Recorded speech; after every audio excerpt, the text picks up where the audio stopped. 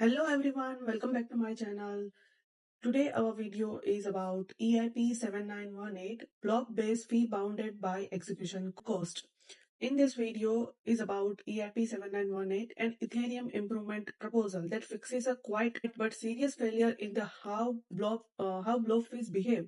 Not a flashy change here, not a new feature but it's necessary corrections to Ethereum economic machinery. But EIP-7918 does not introduce a blob. Blobs already exist because of EIP-4844.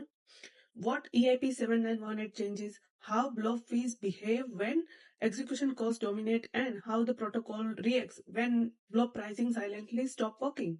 If you understand this proposal properly, you will understand why blob fees were collapsing towards zero, why there is a that is a dangerous for the Ethereum nodes, and how Ethereum fixes the problem without redesigning the entire fee market. So everything I explain in this video with the use of EIP documentation, and from that documentation I making some points so you can understand, because this documentation, like, you feel a lot of mathematics and some codes, so you will be better understand. So I make a simple sober topic so we can understand with this. So we understand with this all the things that I provided in some bullet points, and so we can understand properly or easily. So the first start, like what EIP 7918 means in one sentence. Like EIP 7918 ensures the cost of using blob data is never cheaper than the minimum amount of execution cost. That a single constraint is the entire proposal. If blob force Ethereum nodes to perform real computation work, that blob user must have always pay at the least some execution anchored price for the work.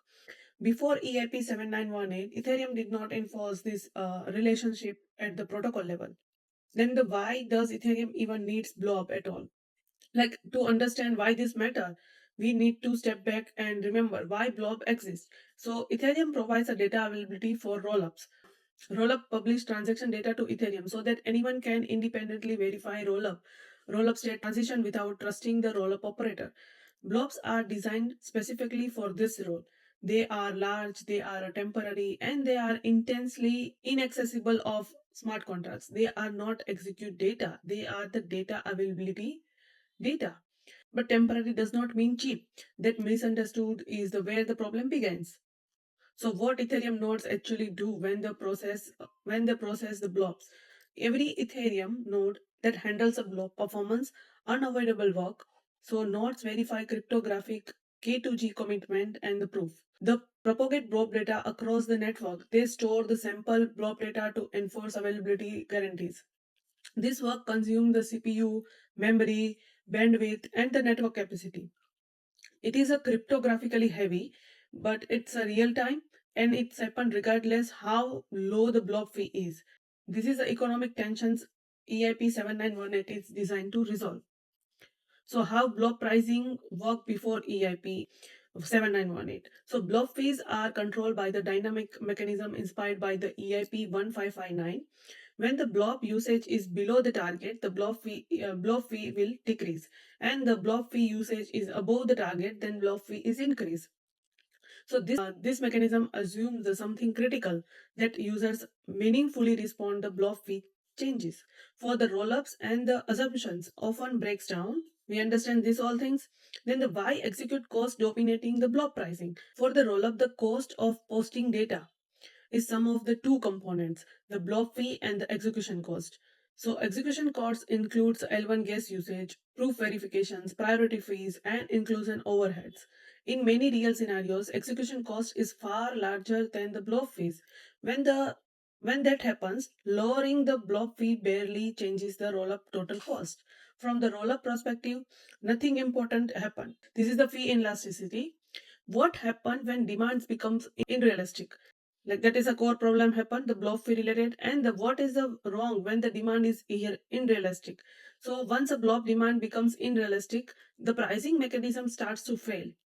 The protocol keeps lowering blob fees because usage appears below target. Eventually, like, the blob fee for the like collapse to the one way only. So at that point, blob fees pricing stop doing this job. So it's no longer signal scarcity, it's no longer influence behavior, it's no longer helps the protocol coverage towards equilibrium. so that demand supplies increases because the fee is already at the floor. It's like a one way, so that is demand fee is in the floor, so Ethereum needs many blocks to push the block fee back up. During the period, user manually bid for the inclusion, and the system temporarily behaves like a first price auctions. So fee spike unpredictably, and the UX is degraded because of the price rise, and that all things happen. Node load becomes unstable, and this behaviors was observed in the real Ethereum data, and it's not a theoretical. So that is the why this break market, why this we have to break this market. So you can see here also, when block fee no longer affects demand, the pricing algorithm keeps lowering the block fees. It eventually hits the one way, and the block fee becomes almost meaningless. Then, when the demand supply increases, Ethereum needs many blocks to push fees back up. The system temporarily falls back to price auctions. User experience fee spikes, instability. And now the idea of the reserve price, the core idea of the EIP 7918. In this, the price of the blob is below the price of blob base cost, execution guess, the the blob schedule for the referencing target, and max blob was introduced in EIP 7840. The current blob schedule is the used during the processing, and that mentioned like that price of gas per blob. Gas per blob is the name when we describe the price. When we describe the blob fees, that blob gas must be greater than the price of blob base cost, that is the execution cost. So why this breaks markets? When the execution cost dominating the demand curve effectively become vertical, like you can see that demand curve here also. Yeah, that's demand curve becomes vertical, changing the price no longer behavior. Once a demand curve is vertical, that's a supply curve and the demand curve. So once a demand curve is vertical, the price signals stop working entirely. Lowering the price fees not increase usage. Raising the price does not decrease usage. So the protocol lost their control. This is the broken the market. So now we have a core idea about the EIP 7918. EIP 7918 introduced a reserve price for block. So this idea is simple but powerful. Block fee should never fall below the level that reflects the real execution cost they impose. Means like the block fee stops mattering economically, Ethereum stop pushing it lower. That restores the leverage of the price mechanism, so that how we can do the how to reserve the price is defined. Like reserve price is compared with the two equilibriums, the cost of fixed amount of blob gas and the cost of fixed amount of execution gas. The blob price falls below the execution based threshold. The protocol refused to reduce it further, and the blob pricing become anchored the execution pricing instead of drifting independently towards zero. So how the blob base cost is defined like this way. It's 2 raised to 13 is equal to 8192. So this proposal defines the constant call of the blob base cost. This is the value is 8192 execution gas. This is the minimum like the value set. This number represents the conservative estimate of the computational work nodes performed per block, especially cryptographic verification. It's not mean to be the precise, it's mean to be the maximized fee. It ensures the block pricing never becomes economically irrelevant. So because it is dominated in the execution case rather than the ETH, it automatically adapts the network conditions change. When the change is network condition change, then it automatically adapts. Then the how Ethereum enforce this rule, like specification and course. This elegance of 7918 in it, how little it changed. Ethereum does not redesign the block fee market. This time in with this EIP, Ethereum not redesign whole the block fee market, but it modifies single function that control how excess block gas is calculated. Before EIP 7918, when usage was low, the protocol always subtracted the target block fees, allowing the fees to decrease, like the function how the go or down with this calc access block gas. After EIP 7, normally like Ethereum subtract with the target block fees, and that allows block fee to decrease. And now with the EIP 7918, the protocol first checks whether the block fee has already fallen below the execution based reserve price, like the Ethereum at one condition, block fee. That is the execution based reserve price that we already set, and subtract from there. If there is subtract, then they know that below the reserve price.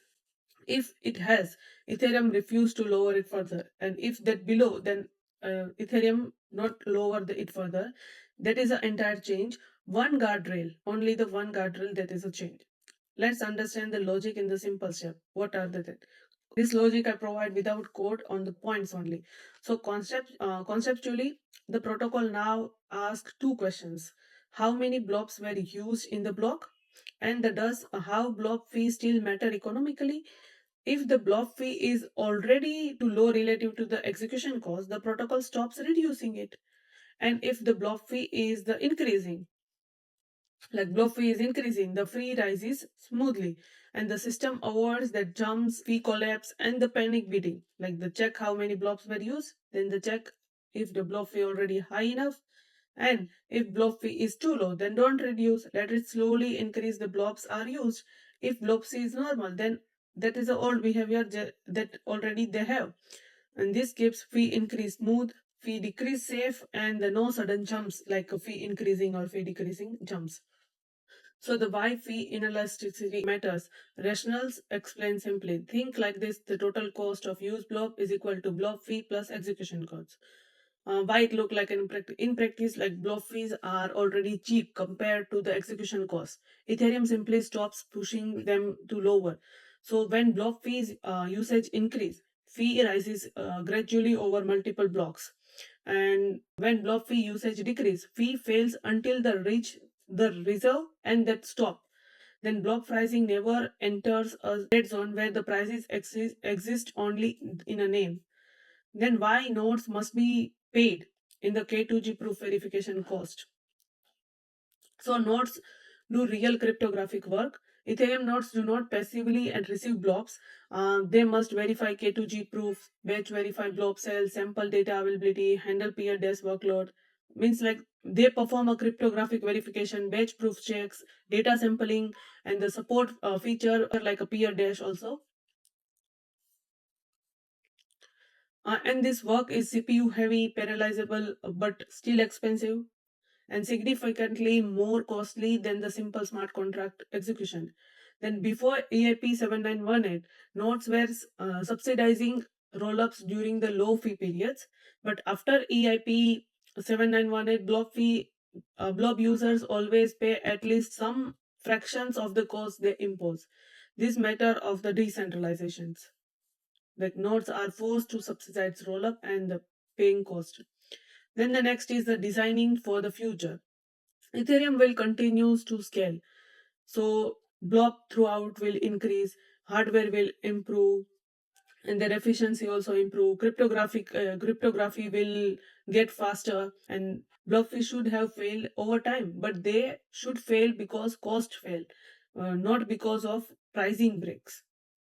So by anchoring block fees to execution-based fees, Ethereum creates an automatically adjusting system that requires no governance intervention, and the no manual returning. Then the what happens when execution fee spikes suddenly? So the next topic is like if execution fees spike suddenly, the block fees do not jump instantly. They rise smooth over the server blocks. The reserve price prevents collapse, no sudden increases and no sudden decreases. And this avoid fee shocks, panic bidding, and the roll up instability. Smoothness here is the safer property. So that avoid this, and the execution fees jump not instantly and the smooth blocks. Then the why real data matters in the empirical analysis. Ethereum researchers tested this proposal using the historical data across the high fee and the low fee periods. In the like the data is related the November 2024 and the March 2025. The high fee environments that reserve activates and stabilize pricing. But in the low fee environment, it's rarely triggered. Blobfish stop collapsing to the one way while normal behaviors remains unchanged. This is the surgical fix with the large stabilization effect. The blobfish is not collapsing under the one way and the fee distribution healthier, then an extreme low fee tails also disappear. In low fee periods, reserve rarely activates. In high fee periods, reserve prevents market breakdowns. Then after The last one is the security considerations. EIP 7918 is extremely conservative. It does not change the consensus rules. It does not change the affect execution semantics. It does not introduce a new cryptography and attack surface. The worst case outcome is slightly higher blob fees. That outcome is intentional. Then now, like we compare about, now we understand the last summary of that. So EIP 7918 fixes the precise economic failure. It prevents the blob fees from the becoming meaningless when execution cost is dominated. It does this by the anchoring blob pricing to execution cost, ensuring the nodes are compensated, and the restoring elasticity to the fee market. The code changes is small. We are only changing the very small code. So the economic correction is the very fundamental, and if the Ethereum wants blob based scaling to remain sustainable, that means the EIP 7918 is not optional. They have to do that.